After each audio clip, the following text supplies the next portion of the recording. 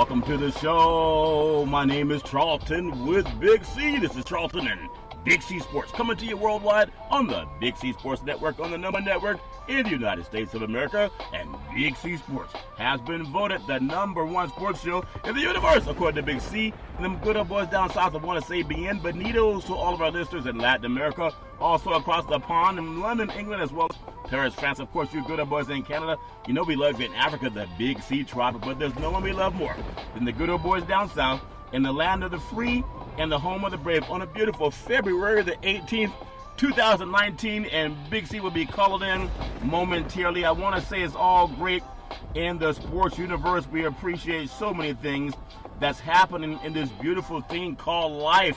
And I tell you, it's California, it's wintertime. But in California, it feels like spring. It feels like spring because all the flowers are out blooming. Everybody's out enjoying the sun. I see people out jogging, even in short pants in this wintertime. I think the weather's right around 65 degrees. That's not bad. That's actually cold for a California winter. I know Big C is calling in, and I know down south, Big C, I was just saying how it's beautiful out here in California. It was raining hard, cats and dogs last week, and now it's sunshine. Big C, how's it going for you good old boys down south with your weather, Big C? Well, Charlton, we get fake sunshine down here. It's always cold, and we're expecting 4 to 5 inches of rain tomorrow. I mean, it rains here all the time. Yeah. The only thing is that when it stops, that means that the clouds are going back out to reload and bring some more water back in. But, you know, it was an interesting weekend down here in the South, Charlton, all the things that were, you think about the sports universe. Yeah. What was going on down in the South. Spring training down in Florida for many of the baseball teams, Charlton. The All-Star basketball All-Star game that was in Charlotte. You know, you think about all of the great things that are going on. You know, people are talking about football once again, which is always a year-round sport in the South. And you had the Daytona 500 down in Florida, Charlton. Yeah, I mean, it's a gorgeous time of year. Yeah, I thought the NBA basketball was amazing. The way they showcased their events, they really made them stand out. This segment starts about your Northern California Cadillac dealers, home of the all-new Cadillac Escalade, the standard of the world. And when you reach out and test drive yours, tell them that Charlton and Big C sent you, as well as a host of Cadillac cars. You know, I was just going onto the platform just the other day, and I want to thank, you know, the networks that were on, but I heard the first 30 minutes was advertising in Spanish, Espanol, Poquito. And I tell you, Big C, all the Spanish people that are flooding the airways following Big C Sports, I mean, I just want to say we've always been on the side of fairness and equality.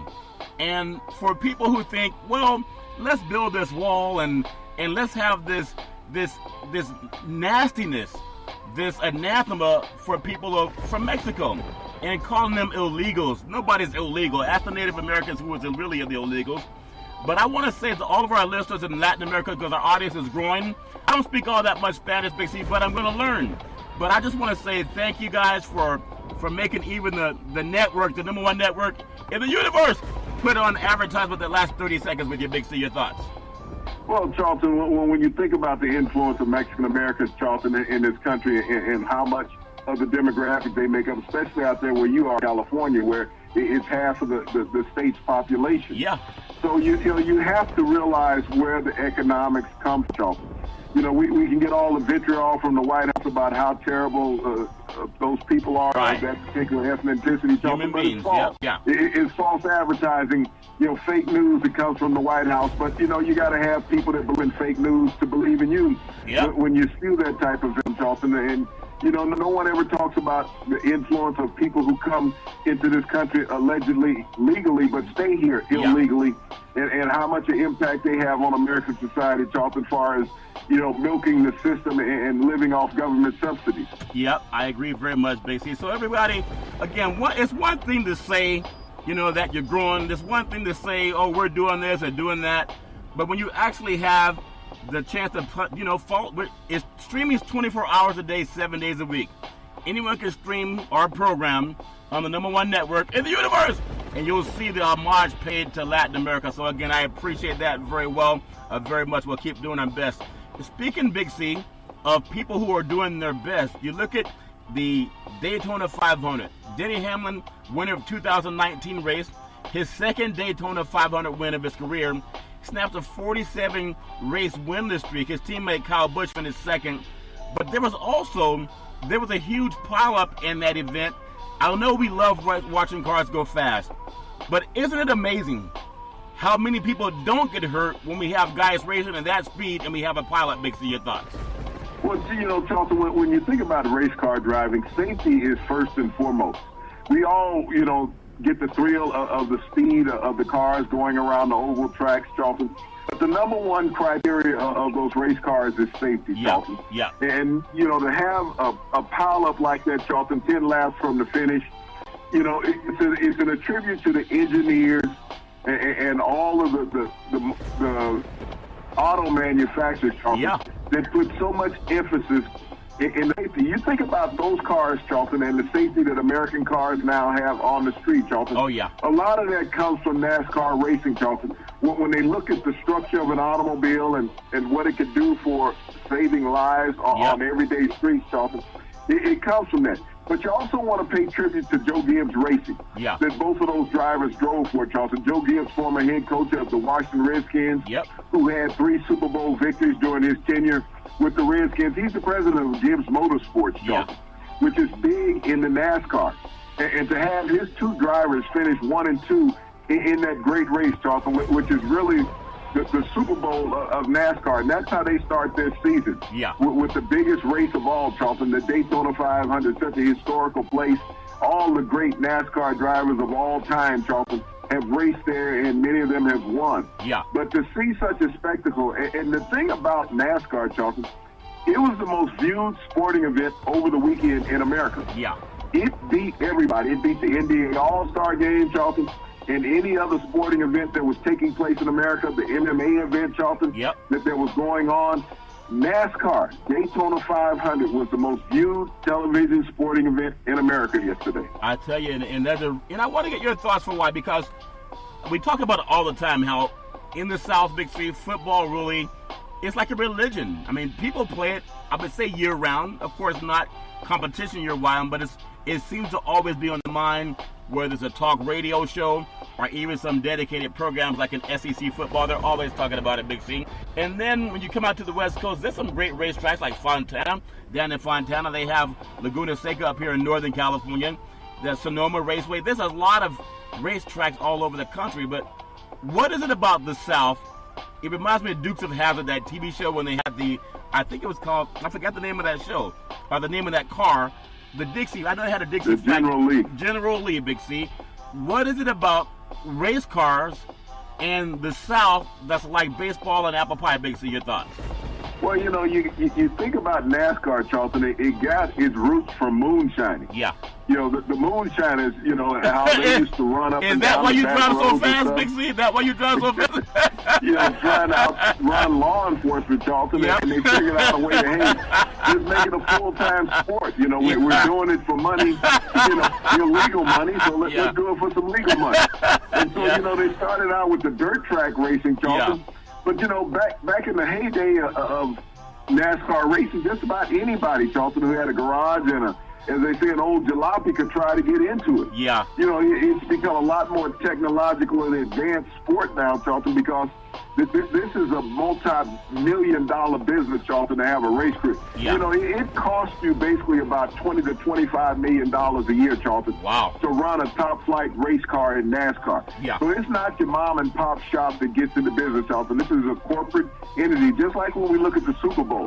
How corporate, is the mainstay of the Super Bowl. They purchase all the tickets, they run up the prices. That's what it is in NASCAR, Charlton.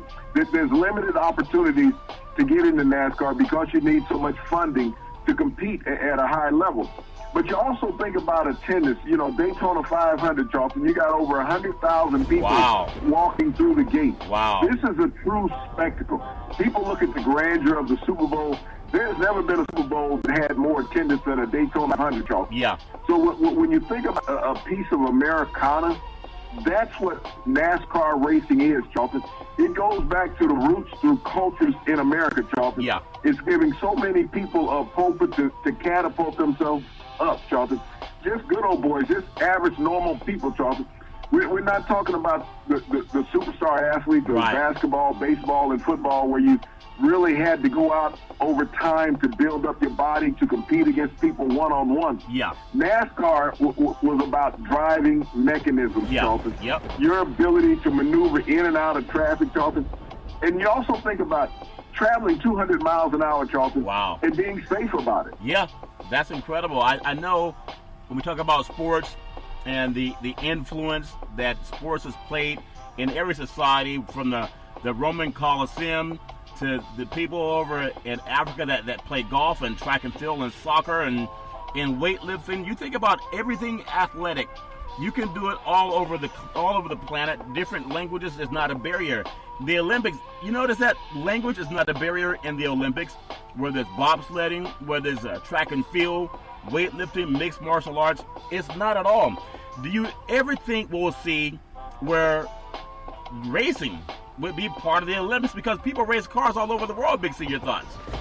Well, Charlton, I don't know if it will ever get to that point, because when you look at where a lot of the Olympic venues are built, Charlton, they don't have those particular racing venues built. You got to think about the amount of land mass that you're going to need, Charlton, to create an Olympic event. Yeah. But also in the Olympics, you're thinking about individual competition. Even in the bobsledding, Charlton, that is a physical attribute that you have to have in the bobsledding, because those carts have to be driven by men. They have to be propelled by men, Charlton, through leg power. That's something that you don't get, through car racing, Charlton. That's all horsepower, not like an equestrian. Yeah. It's a different type of horsepower. That's 1 horsepower versus 12 to 1,500 horsepower. So, I know what you mean. I don't ever think that you'll get any type of motorized vehicles being in the Olympics, Charlton, because when we think about cycling in the Olympics, Charlton, that's manpower moving around that oval track, Charlton. So it creates an unfair advantage if you're using auto power, Charlton. Yeah, I remember growing up watching guys like Richard Petty, A.J. Foyt, and Big Daddy Don Garlett.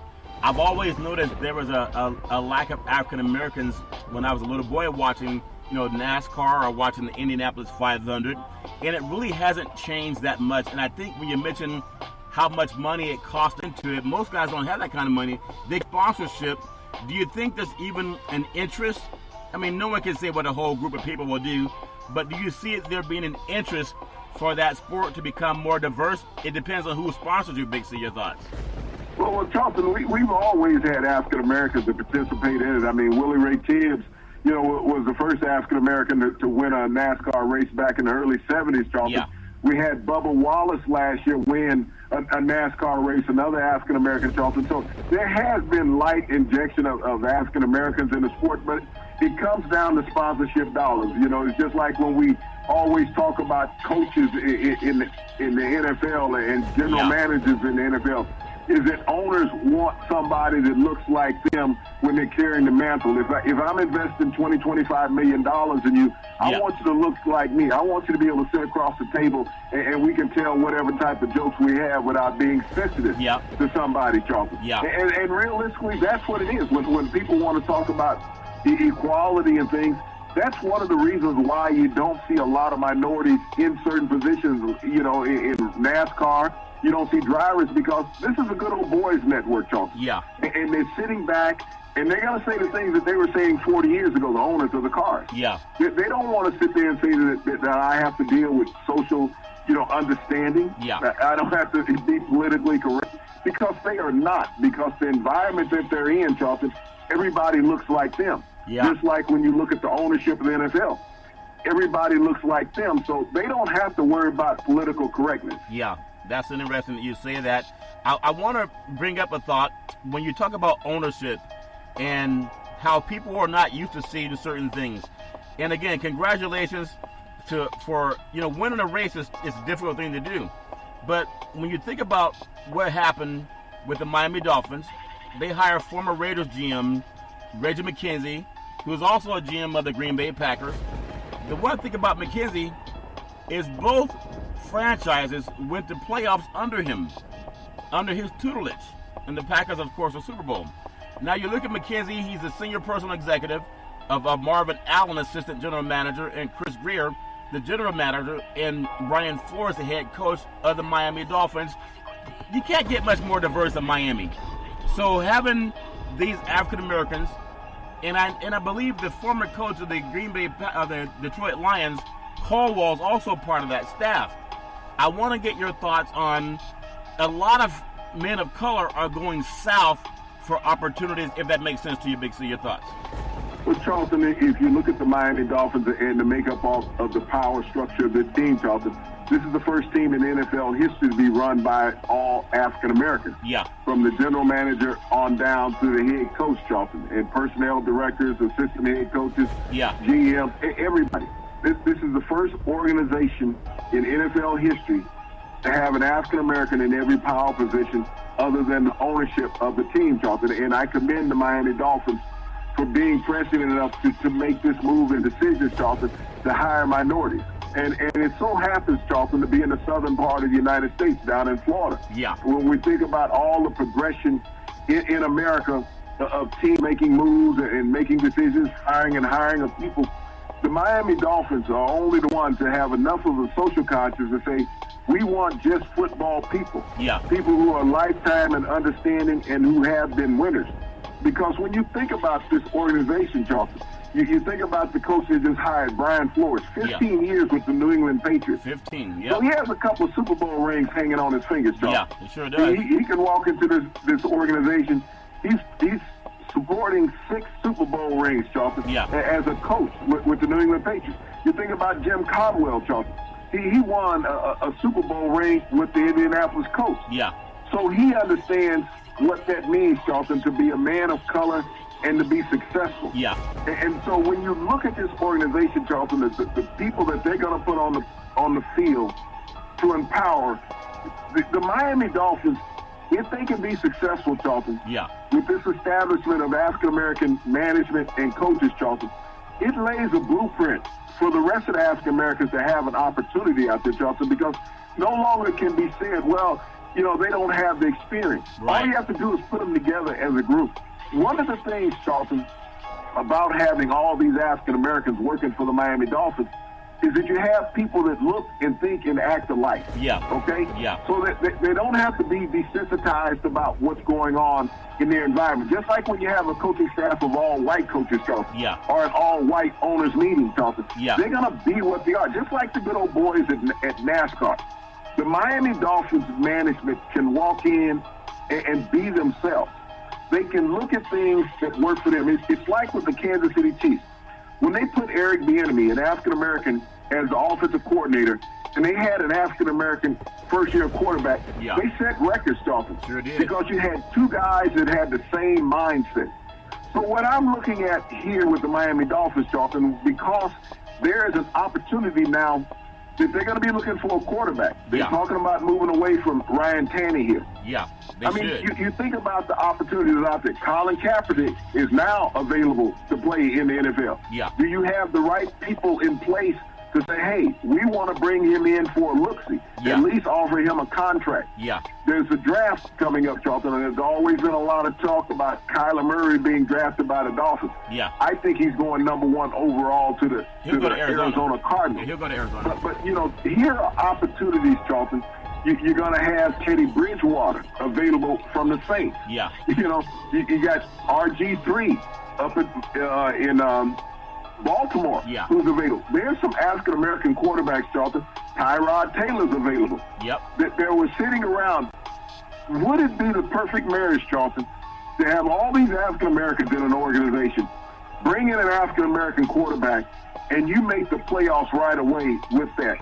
Think about what that does for the rest of the African-Americans, Charlton, to have an opportunity. I think they will do it, and I think they will make the playoffs, Big C. Their time is due. I remember for people that still have, for dumb guys who think, well, can they really cut it? Do they have the mental power? The winningest coach in the history of college football, Eddie Robinson at Grambling, down south.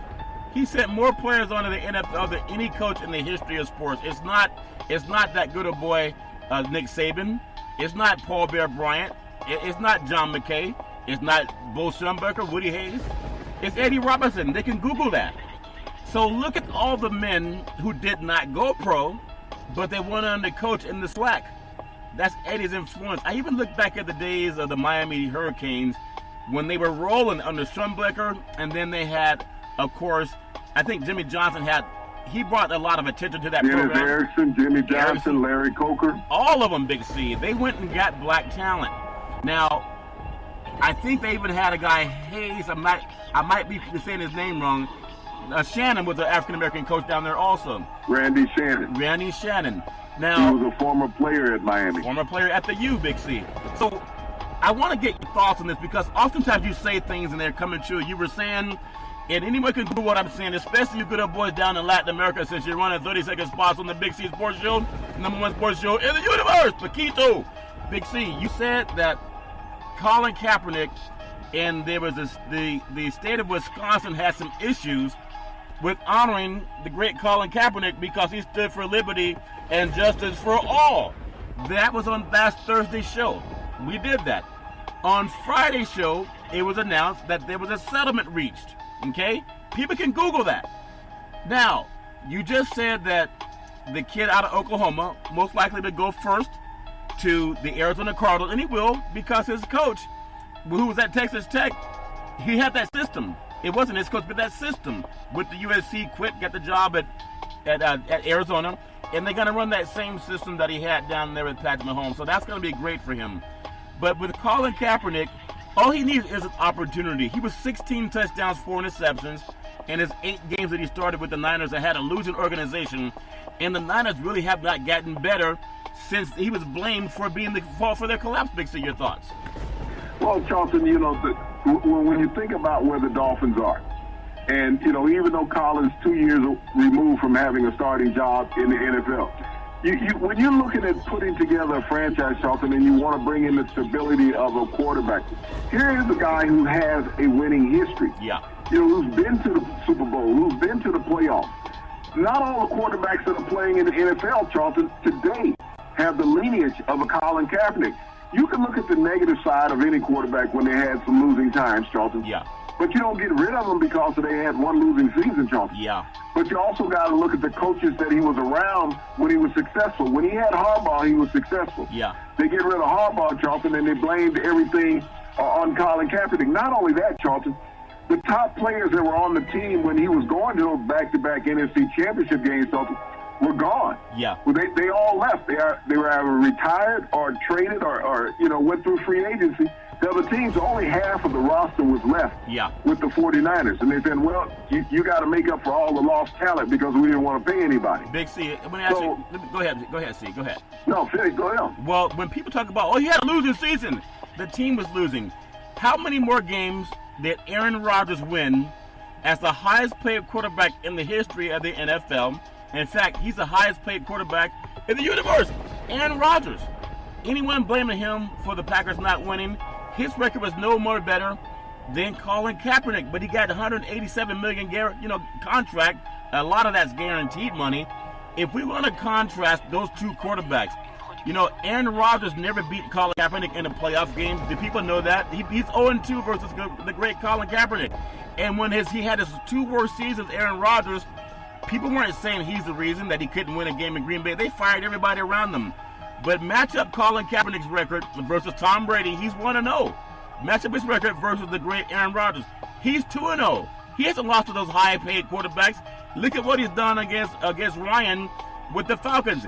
They never lost a game to the Falcons where Kaepernick was quarterback, Big C. All those guys making $100+ million. Your thoughts?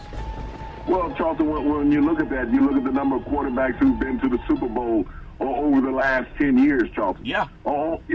Colin Kaepernick has beaten all those quarterbacks who've been to the Super Bowl in the last 10 years in the NFL that are still playing. Yep. So when you say this guy is not successful, how many championship games, Charlton, have all these guys been to? Colin Kaepernick has been to an equal amount of NFC championship games as Russell Wilson. Yeah. As Matt Ryan. Yep. Aaron Rodgers. Yep. Who else is in that mix, Charlton? Drew Brees. So he has been to NFC championship. Yeah. Now, I'm talking about just the NFC, not the NFC, just the NFC. Yeah. So when you look at just the conference he was playing in, Charlton, he's been to an equal amount of championship games as guys who've been to the Super Bowl. Yeah. So, if you really want to just take a look at it and say, well, this guy, doesn't want to play football, can't play football, look at his record. Yeah. The number of guys who have been to the NFC Championship game like him, Charlton, and also the Super Bowl. Yep. He's done that. So, but look at the number of guys, Charlton, that make more money than him that haven't been. Your cousin in Minnesota, never been to an NFC Championship game. No. Matthew Stafford, Stafford, never been to an NFC Championship game, Charlton. No. Jimmy Garoppolo, he went as a backup. Yeah. He never quarterbacked in a championship game, Charlton. Yep. When you look at the 6 highest paid quarterbacks, Charlton, that were in the NFL last year, how many of them had more NFC championship appearances than Colin Kaepernick? None, Charlton. None of them. None. Zero. Yep. So when you talk about a franchise quarterback, and you can call your friends Todd McShay and Mel Kiper on that, as they constantly get it wrong about what quarterback he is and what he means to an organization. Yeah. Because all of those guys, Charlton, those 6 highest paid quarterbacks in the NFL last year, they said all of them are franchise quarterbacks. Yeah. But their franchises did not make the playoffs. Very good point, Big C. So Kaepernick just needs a chance like anybody else. Every job is up for grabs. You could be the starter, and you could lose your job if you don't perform. If you have so many quarterbacks they're calling guys that were retired to come back into quarterbacking. All he needs, just like the African-American coach down south, he just needs an opportunity. That's all everybody wants. You think about 49 years after Tommy Smith and John Carlos gave the Black Power salute. At the 68 Olympics, Big C, you think about it. As part of the civil rights movement, it's amazing that we're still having those conversations, and we're talking 50 years later. I gotta ask my white brethren, what is it about liberty and justice for all that people don't understand in the workforce? What is it about liberty and justice for all that people don't understand even in the court system? What is it about liberty and justice for all that people don't understand even when you just get to try out for a position? Big C, your thoughts? Well, when you mentioned Tommy Hines and Lee Smith, Charlton, in the 68 Olympics down in Mexico City, holding up the Black Power sign. And those men are in the Museum of Natural American History, Charlton, in Washington, D.C. Yeah. Colin Kaepernick's jersey that he first took a knee with the 49ers is right there, Charlton, hanging in those hollow grounds, along with those 2 young men's statues, Charlton. Not only that, the great Muhammad Ali, who stood for social injustice, Charlton, has a statue in there also because he chose not to fight in the Vietnam War because he told America, this is not a war that African Americans invented or wanted, but you want them to go and die so that young white kids like Donald Trump could stay at home, so they got shin splints. Yeah. And so when you think about Colin Kaepernick and where his place will eventually fall in U.S. history, Charlton, about what he stood for. I heard a lot of talk today, Charlton, that everybody was saying, well, Colin Kaepernick was a sellout because he took a settlement from the NFL. Well, okay, listen to the average American, Charlton. Yeah. That wants to say that he was a sellout, whether it was a sports writer or a broadcaster, whatever. Any knucklehead. If somebody comes in and offers you 100% more money than what really a million times more money than what you're making. Yeah. Would you take the money? Yes. Be realistic. Yes. He's proven his social stance, Charlton. Yeah. He proved that. When he said that there was collusion in the NFL admitted there was collusion by giving him $100 million, Charlton. Yeah. How much more can he do? He got the NFL to admit that they had collusion, and they would give him $100 million. That was proof by itself. So all the dumb people out there in broadcasting and talking back and forth in social media saying that he was a sellout, which one of you would have gone out and put your career on the line for what Colin Kaepernick did? Say, I'm going to stand for social justice. There's not a black broadcaster out there, Charlton, in America, or even a white broadcaster, that I'm going to take a knee for social injustice during my broadcast. And see what my owner, my company will do for me, which is still your owner. They own you. And so all you people who want to have vitriol towards Colin Kaepernick for accepting the $100 million, which is the max salary that an NFL quarterback gets today, and say that he's a sellout, you take a knee, yeah. and you want to say that you stand for social injustice, yeah. and see what your owner does for you, and will he come back in 2 years and say, well, I'm going to give you $100 million. I'm going to give you $10 million. Yeah. So all of you asinine people who want to say that this man was a sellout, this man was ingenious. Yeah. He's a part of the fabric of African-American history because he took a stance for African-Americans and people who are impoverished in America, Charlton, and said, I am here for you. Yeah. And he stood by it, Charlton. Yep. And he won. He won in this situation because he got the NFL to admit there's nobody in America, Charlton, that's going to give you $100 million and say that they were right. Okay? Yeah. They're not going to do it. That's true. That's true. They're not going to do it, Big C. And even with that, today, an 11-year-old African-American student was arrested. I mean, it happened on Friday, actually, in Florida for not standing for the Pledge of Allegiance. That doesn't make any sense how that still goes on in this country. I don't know if you've heard about that, Big C, but if you have, your thoughts. Yeah, Charlton, I mean, you think about how... that is, Charlton, how obnoxious that is and how mean-spirited that you arrest an 11-year-old African-American boy in America. That means you put him in handcuffs and take him to jail because he refused to stand for the Pledge of Allegiance. Yeah. Here's a young man that's prescient enough, Charlton, to say that he understood what it meant, Charlton, but it didn't represent him. Yeah. He didn't cause... he wasn't committing violence towards somebody, Charlton. No. If a white guy goes in and shoots up a school, they said, well, he was expressing his Second Amendment rights. Yeah. Okay? This is a country that says freedom of speech, that you're not obligated under the law, Charlton, to stand for the Pledge of Allegiance. Even in Florida, you're not obligated. And here it is that they're going to arrest him, take him to jail because he refused to do this. That's crazy. And so here's a school system, Charlton, that's allowing the mistreatment of children.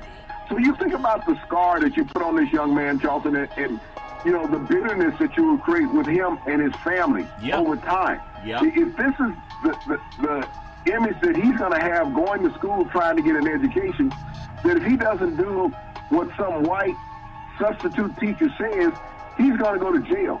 That blacks' rights don't matter. Yeah, that's a shame, and we got to bring attention. I mean, even today, what was POTUS? There was gun control issue happened again today. It reared its ugly head. There were 4 people who were shot and killed, 30 miles north of Kalamazoo, Michigan, including children. And I just want to get this. I mean, we can only say our thoughts and prayers are with people for so long, but there was no POTUS. I mean, this is all part of what Kaepernick was standing up for. But Charlton, was this a rapist or a murderer or a drug dealer that came across the southern border? Or as they call it, not in Kalamazoo, Michigan, Charlton. No. This was a disgruntled white person in Kalamazoo, Michigan, Charlton, that went and assassinated 4 American citizens, including children, Charlton. Wow. Today, the president won't say anything about that. Fox News won't say anything about that, Charlton. That 4 people lost their lives from a disgruntled white male in north of Kalamazoo, Michigan today, Charlton. He didn't come across the southern border, Charlton. He wasn't carrying a backpack full of drugs. No. He wasn't a rapist. Nope. He was a disgruntled white man, Charlton, that assassinated 4 Americans, including children today. Yeah. You won't hear anything about that on Fox News or from the president, Charlton. No, and that's a shame, but I will say our thoughts and prayers are with the family, and it's just a shame that we got to keep hearing about this. I don't know what we can do other than gun control that POTUS won't sign into law. There's close to 40,000 Americans die every year from gun violence. 40,000 Americans. And that is not done, Charlton, by people coming across the southern border. No. You think about that. Up to 40,000 Americans get gunned down in America every year. Wow. And the president doesn't speak about that. He keeps saying, if we have a national emergency, Charlton, that's the national emergency in this country, is gun violence.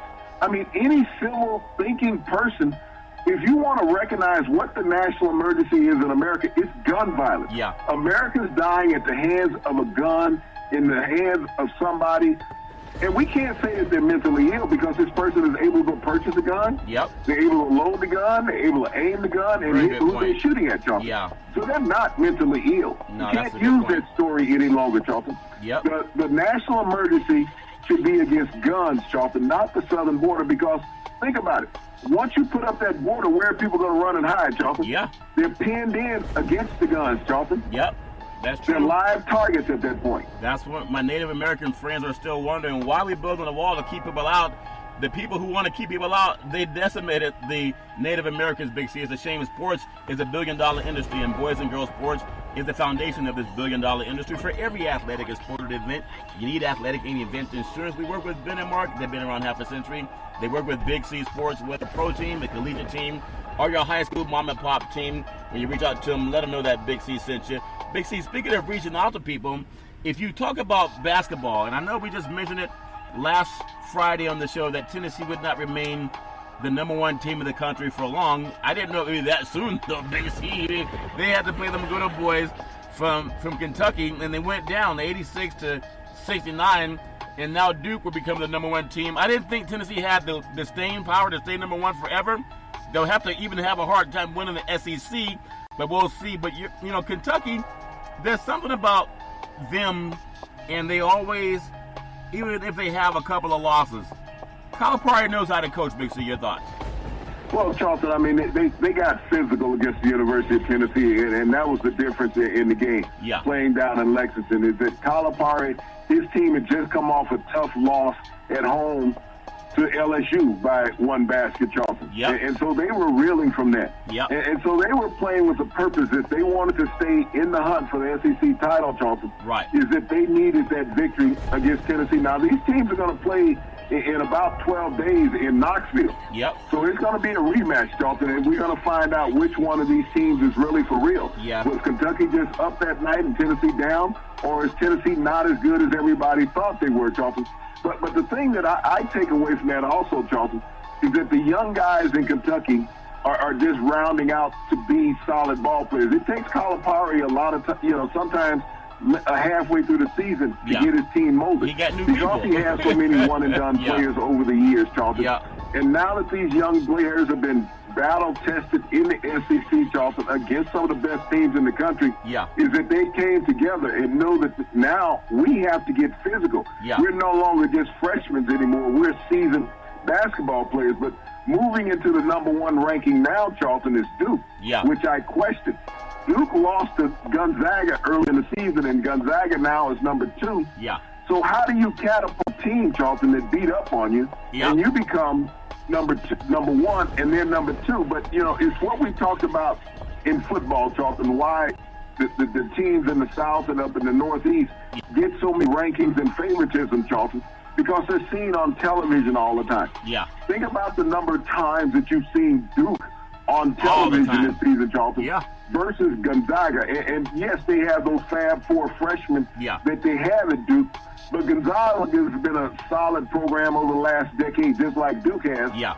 But because of its logistics on the West Coast and Spokane, Charlton, you just don't see them on the East Coast. Yeah, you win the race, and they give you second place anyway, Big C. Speaking of getting back into winning, Serena Williams returns to the top 10 in the women's tennis circuit for the first time since she gave birth to her child. And talk about staying power. You talk about Duke and their staying power from back in the day when Kristen Leitner hit that turnaround shot against Kentucky, Big C. Serena Williams back in the top 10. Your thoughts?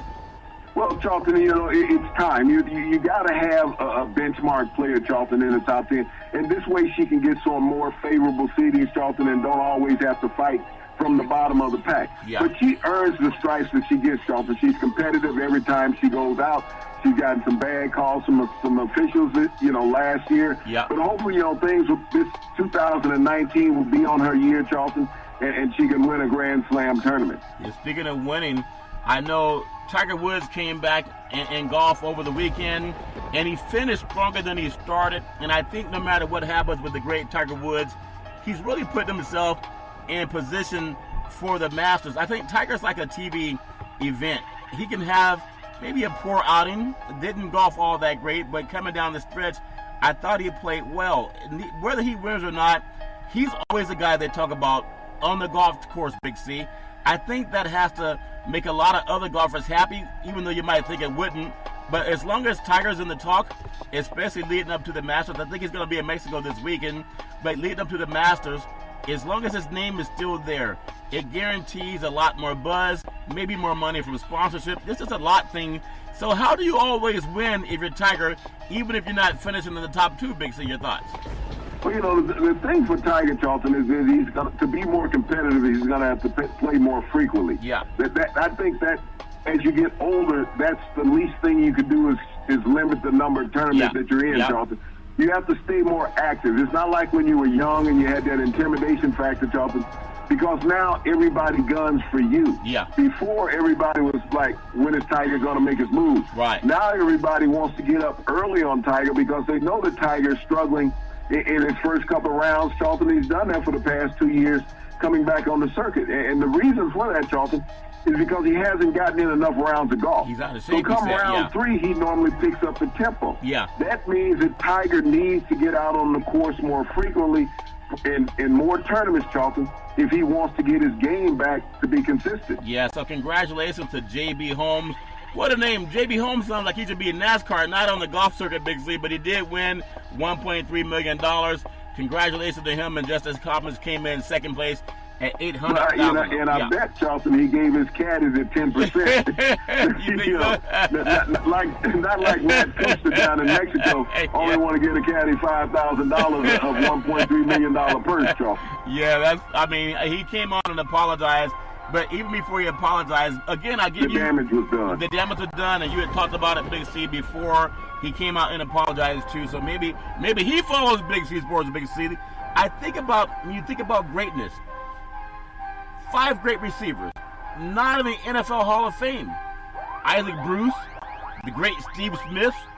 You have Andre Johnson, Henry Elliott. I remember him at Fresno State for the Bulldogs under the great Jim Sweeney, and then Toro. Now, all these guys have set marks in the NFL. They left their footprints on a lot of stadium turf and defensive backs, Big C, but still not in the Hall of Fame yet, Big C, your thoughts? Well, Charlton, when you think of 3 of those guys, Charlton, they have Super Bowl rings. Yeah. Isaac Bruce, Terry Holt, and Steve Smith. They all have Super Bowl rings, Charlton. Yeah. And they all rank, Charlton, in the top 15 all-time of NFL receivers. So, you have to question, what's the criteria of getting into the NFL Hall of Fame? I know that, Randy Moss and Terrell Owens had a hard time getting in, Charlton, just like the great Art Monk. Yeah. Had a hard time getting into the Hall of Fame, Charlton. So, there's always been a lot of talk, well, you got to have a Super Bowl ring to get in early. Yeah. Well, 3 of those guys have Super Bowl rings, Charlton. Yeah. But, when you think about those guys were beasts. Yeah. Especially Isaac Bruce. I mean, nicknamed the Reverend when he was playing. Yeah. Just a tremendous receiver, Charlton, and we all remember him in that Super Bowl victory of the Rams going up the sideline against the Tennessee Titans, Charlton, coming back across the field, getting into the end zone. We also, big game, Torrey Holt, who was on that same Greatest Show on Turf, Charlton. And you talked about Henry Elliott, the Rams' all-time leading receiver. Yeah. So 3 of those guys, Charlton, had illustrious careers with the Rams, either in Los Angeles and St. Louis. And you wonder, what's the criteria? And you talk about Andre Johnson, Charlton, another one of those University of Miami great players who spent his career with the Houston Texans and who was a beast for 10 consecutive years in the NFL, Charlton, the 1,000-yard receiver. So when you take a look at why some of these guys are not in the Hall of Fame, Charlton, and a lot lesser receivers, statistically are in the Hall of Fame, you question what's the criteria. You question it very much. If Jim Plunkett's not in, I'm just saying nobody can really complain. He only has, 2 Super Bowl rings in a short period of time, I think in about 3 years, and he's still not in yet. Baseball, think about great players. I mean, the thing that's hurting baseball players from robbing the bank is, I think, and I mean this seriously, a lot of these owners, they're not having drinks before they sign contracts, Big C. They're trying to do it before they get inebriated. And so I like what Manfred came out and said, and people complaining that Harper's not signed and Machado's not signed. They're not worth $300 million. I mean, $300 million to go to the doctor that cures cancer, not a guy that strikes out at home plate, Dodger Stadium. Yeah. Bryce Harper, Charlton. He turned down $300 million. What an idiot. And so his ego and Scott Boras got in the way. And so, just like you said with these owners, okay, if you turned down $300 million, we didn't say you were worth $300 million if somebody made that stupid offer to you. Yeah. So let's see what you turn down now if nobody offers you $300 million. Yeah. And, you know, there was talk came out today that he and Machado both had offers from the San Diego Padres, Charlton. It would be quite interesting if they did go out on the West Coast. We know that really the only West Coast baseball that people have seen lately has been the Dodgers. Yeah. If they can get a competitor out there in Los Angeles, you know, in Southern California, how well would that fare? Well, their stadium's always empty at Petco other than opening day, and they try to honor the military, and they just, I mean, you can give those, if you're dumb and you just want to throw money away, give it to some kids that need books for school. But they're not doing anything to make society better other than fleecing their teams. Just like you talked about NASCAR going faster and faster, salaries going higher and higher, there comes a point when you redline and you break the bank and you destroy your organization from within. If they were so great, Machado would have helped the Dodgers win the World Series, and then Harper would have helped Washington Nationals at least even get to a World Series. They're not going to be any better than what they've been their past years. It's a waste of money to break the bank for those guys. But I want to get your thoughts. Are we going to get a pitch clock in Major League Baseball? I don't like it, but I know it would be great for TV because it speeds the game up. Big C, your thoughts? Well, Charlton, everybody's talking about ways to alter professional sports. We've seen it in the NFL with the instant replay. We've seen it in the NBA where they go back. Baseball adapted instant replay a couple of years ago, Charlton, because they can question and challenge calls. Yeah. Safe, you know, or, you know, at the plate and things like that, Charlton, or stealing a base. Yeah. But now with this 20-second play clock, Charlton, you know, because you get a lot of pitchers, Charlton, that go through antics and everything prior to delivering a pitch. I think what baseball is trying to do, and everything is going to marketing, Charlton, is that they're trying to bring the fans back in. By speeding up the pitching, Charlton, in baseball, it will increase the hitting. Yeah. Because you can no longer freeze a pitcher, a batter, Charlton. Yeah. So, you know, you get that pitcher in a hurry that he sees that the clock is running out, Charlton. He might just let one go over the plate, and all of a sudden it's up in the grandstands, Charlton. Yeah, well, I mean, so that's what baseball is looking at, a way to increase the offense in baseball. Yeah, and I know you got to try different flavors of Kool-Aid, Big C, before you say what you like or not. And speaking of liking, when you hear about West Coast baseball, Giants skipper Bruce Bochy said he'll retire at the end of 2019. He's the guy who's taken the Giants to win 3 World Series in the past decade, and just so many great Giant players. And I think Bochy, number one, will be a Hall of Famer, of course, with 3 World Series in a decade. I would hate to see him step up, but sometimes it's just time to, you know, lay down the glove and go manage elsewhere. Big C, your thoughts? Well, you know, when you think about where the Giants are today, Charlton, last year they had the second highest payroll in Major League Baseball, and they couldn't get it done, Charlton. They were a below 500 team. So when you look at Bochy, and he's only, you know, in his 60s, Charlton, and he's talking about stepping down at the end of the season. Yeah. You talked about the 3 World Series titles. Charlton, that should get him into the Hall of Fame. But, you know, after being a manager in Major League Baseball for 25 years, there's a time when you look to do other things. Yeah. That you've accomplished all you can, and you think about the 3 World Series titles, Charlton, the only way he can beat that is to go out with a World Series title. Yeah. But I don't know if the Giants have the talent to challenge in the West, but you know, he's had a great career, Charlton, in managing Major League Baseball. Yeah, he's been amazing there, Bochy, Big C. As we look about some of the games, great heroes and athletes in all the sports, if you think about players in their prime, I know we have the Oscars coming up on Sunday. In prime time, let me ask you, which entertainment or athlete would you consider to have been able to hang with, say, Wilt Chamberlain, or Quincy Jones, or Rick James, known as a party guy? There's a lot of people mixing sports and athletics. I think we started doing it before a lot of other mainstream shows started doing it, Big C, where you pay homage to a lot of great entertainers over the years. Now we have the Oscar coming up. But when you think about those great names, I think Chamberlain, no one could really hold a candle to Chamberlain. Here's a guy that many people never saw on TV, but he's still talked about as much as any of the current athletes. Big C, your thoughts?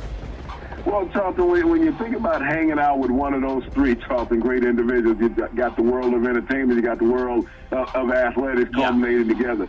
And you know, we talk about Quincy Jones, you know, being the all-time Grammy Award winner, Charlton, in entertainment.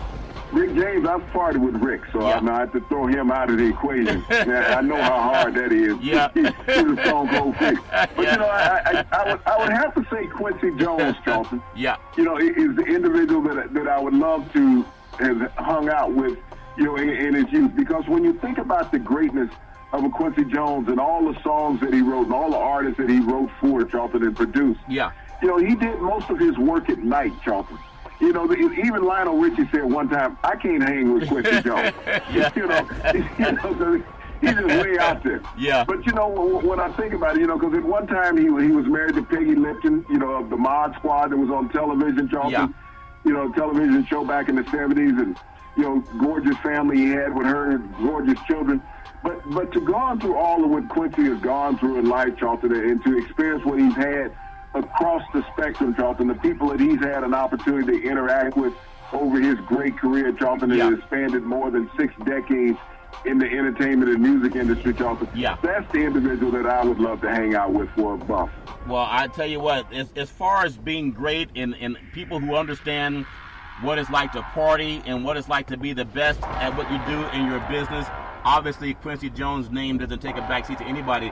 But Sunday, think about NBA. Sunday, the 35th anniversary of the late, great Marvin Gaye's All-Star National Anthem. A man that had so much soul in him, Big C, that people can pay homage to him today, and it seems like he's still here, Big C. Your thoughts?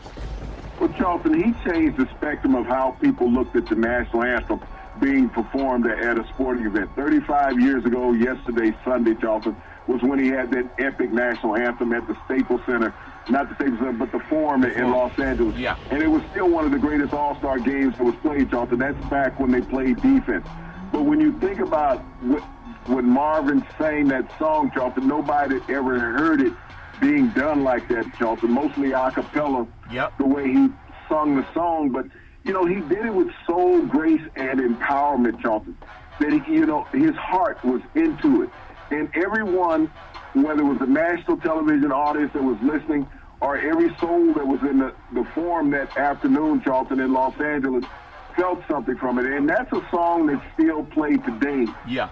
You know, renditions of Marvin Gaye singing the national anthem, Charlton, because it wasn't just a song that you would sit there and listen to at a sporting event, Charlton. You could sit at home and listen to his rendition of the national anthem, and it was beyond just being a national anthem, Charlton. It was a part of you and America. Yeah, and I think that's great. And speaking about that national anthem, Team LeBron 178, Team Giannis 164. I thought it was a great all-star game, but something that even catches my mind more than the fact that it was a great all-star game, Big C, is the fact that I just told you when we open up Big C Sports, you go to the #1 sports show in the universe, and Big C Sports, Latin America is great. I look at the influx of African American men who are not marginalized. I'm not saying anybody's perfect, but the NBA honors black men more because they make the league. They're they're really more than 3/5 of the league, or I say 70% of the league, 70, 75, maybe 80% of the league. NBA All-Star Game reaches 515 international media. 515 is a lot for a sport that's dominated by black men who've been the most ostracized group of men in the United States of America. More than 200 countries, Big C, more than 49 spoken languages, and the league built by black men, just like the White House that Trump says, doesn't want anything chocolate in the White House. That's really talking about the true global impact that black men have made in this country. Even that, you look at how, as a head coach, for NFL coaches and owners, where black men are last hired, first fired, look at how many countries and media want to follow men that are not marginalized by their own league. Big C, your thoughts? Well, Charlton, the NBA is truly a global game, Charlton. When you think about the late Commissioner David Stern, prior to Adam Silver, who globalized the NBA, Charlton, who made it the iconic sport that everybody can play. It used to be soccer. Yeah. You could take a soccer ball and dribble it and play basketball with it, Charlton. Yeah. And that's what kids around the globe started doing. You mentioned NBA players, Charlton. they're known because of their face. They made marketing of the players in the league, Charlton, the front and foremost of the league because you can visualize. Yeah. No other sport has as much face recognition, Charlton, as the NBA. Yeah. Major League Baseball, you always got a hat on your head, Charlton. Yep. The NBA, you always got a helmet on. Yeah. Hockey, you always have a shield and a helmet on your head, Charlton. The NBA, there's always close-ups of players, Charlton. And so the world sees these African-American men of great athletic paralysis and dominance, Charlton, and being able to deliver a speech, a message, Charlton, that the world can recognize. Yeah. They influence more young people around the world, Charlton, than anyone else. NBA players, the African-American NBA players, Charlton, are the number one minor influence in the world. Because every country you go to, they're recognized. And when you talk about over 500 media outlets coming to this All-Star game in Charlotte, Charlton, to see this, to transmit it back to their home countries and states, Charlton. And also send print. This is what the young people galvanize to, Charlton, male and female. So when you think about the influence that African Americans can have on the world, Charlton, and to still be villainized by mainstream society in America, Charlton, things still have to change. You think about Laura Ingraham when she told LeBron James to shut up and dribble. Now, if you're an advertiser, you can hear mainstream from this vitriolic coming from our own country, talking about building a wall to keep out people of color. We had our own media telling black men, shut up, sit down, who cares about social inequality, just shut up and dribble. You're rich, why are you complaining? If you're a media and you're a manufacturer, you're an advertiser, you got 515 international media. That means they're reaching out to their home base from all over the world, Big C. Don't you want to advertise to the most people that want to buy your product? So when someone says shut up and dribble, does she have 515 countries tuning in to hear her garbage? I think not, Big C. Even when you think about the All-Star game, and again, congratulations, the great Kevin Durant being voted MVP. I thought he had a great game. One of my favorite moments is when seeing Steph Curry with the bounce pass and Giannis slammed it down. Give me your thoughts on the MVP. Damian Lillard also had a great game shooting threes. I love the fact that Dirk Nowitzki and Dwayne Wade were able to hit some three-point baskets and get a standing ovation as well. Big C, your thoughts? Well, when you think of Kevin Durant getting the MVP of this game, Charlton, and you think about what he has done over the last decade in his career. Winning. This is his second time winning the MVP at the All-Star game, Charlton, the greatest spectacle in the NBA beyond the championship. But he also has 2 championship MVPs, Charlton, to go along with the league MVP. So when you think about him capturing the title of the best individual, Charlton, 5 times in his illustrious NBA career to go along with the 2 NBA championships that he has, Charlton, I mean, he got a lot of deuces going there.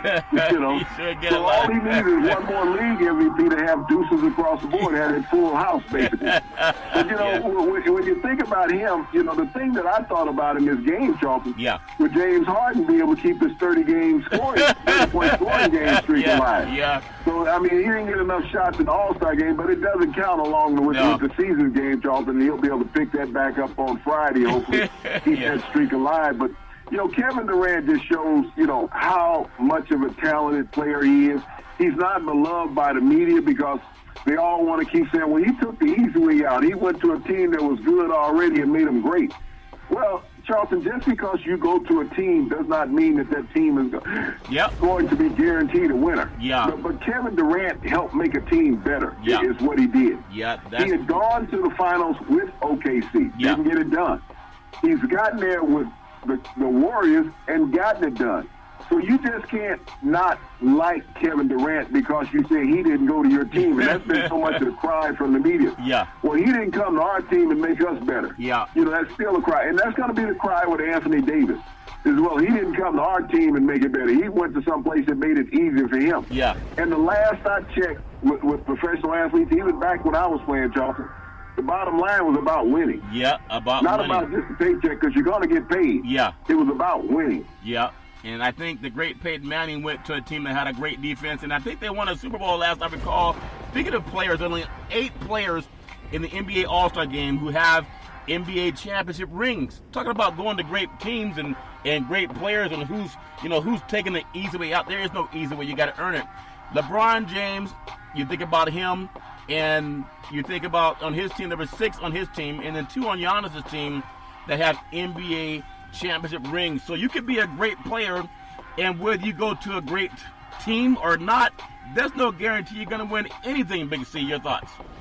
Well, when you look at that last night, Charlton, and you talked about the teams, you talked about LeBron, Kyrie, KD, Klay Thompson, all on the same team. Kawhi Leonard, they're all on the same team. They all have NBA titles. On the other side, Charlton, you had Steph Curry with an NBA title and Dirk Nowitzki with an NBA title. So there's no guarantee that anybody's going to win an NBA title. You think about it. You had the 2 teams there last night, Charlton, each represented by 12 players. So you think of the 24 greatest players in the NBA last night, Charlton. Only 8 of them had championship rings. So it doesn't make any difference how great you are as a player. You're not guaranteed to reach the hollow ground of being an NBA champion. So whatever opportunities you get to get that ring, Charlton, to have that piece of hardware on your finger, you take it, because just saying I'm going to be someplace for loyalty. Loyalty is the paycheck, Charlton. You don't get paid. Be loyal to so the paycheck. You want something to go on top of it. In that Super Bowl commercial where we saw NFL 100 during the Super Bowl. Where they had the golden football up on top of the cake that Marshawn Lynch knocked over. That's what everybody's reading for, Charlton, that golden stone on top of their finger. That's funny. I love that commercial, Big C. You know, even I want to say on a great day, I want to give our thoughts and prayers to Lute Olson's family. And Lute Olson, he had a stroke today. He's been hospitalized. I hope he has a good recovery with rehab and God's prayers. Hopefully he'll land on his feet. Big C, back in the day, there was a man by the name of Drew Boudini Brown. He was known as Muhammad Ali's right-hand man. He was always tell Ali, with all you got to use, how can you lose? Rumble, young men rumble. Big C, what are you looking forward to in this sports universe? Well, Charlton, I hope that everybody, recognizes what Colin Kaepernick has done for social injustice and social reform, Charlton, by going out in the forefront, showing America that you have to stay fast and that you have to believe. And that's what he did. He believed in what he stood for, Charlton, as well as the NFL believed in what he stood for. That's the reason why they gave him $100 million. Now they need to finish doing the right thing, Charlton, and put him on a roster and show that they were wrong, that this young man can still play. Well, I think he can still play, and you can still play. In fact, you can play with us every Monday through Friday at 5 and 6 p.m. worldwide when you follow Big C Sports on the Big C Sports Network, on the #1 network in the United States of America. And Big C Sports has been voted the #1 sports show in the universe, according to Big C. And them good old boys down south, I want to say there's never, ever an excuse for domestic violence. If you know anybody going through that garbage, please call 911, because no man or woman should ever have to go through that garbage on their own. And as we always tell you on every Big C Sports show, we thank you, we appreciate you, and we hope that you have a super fantastic day.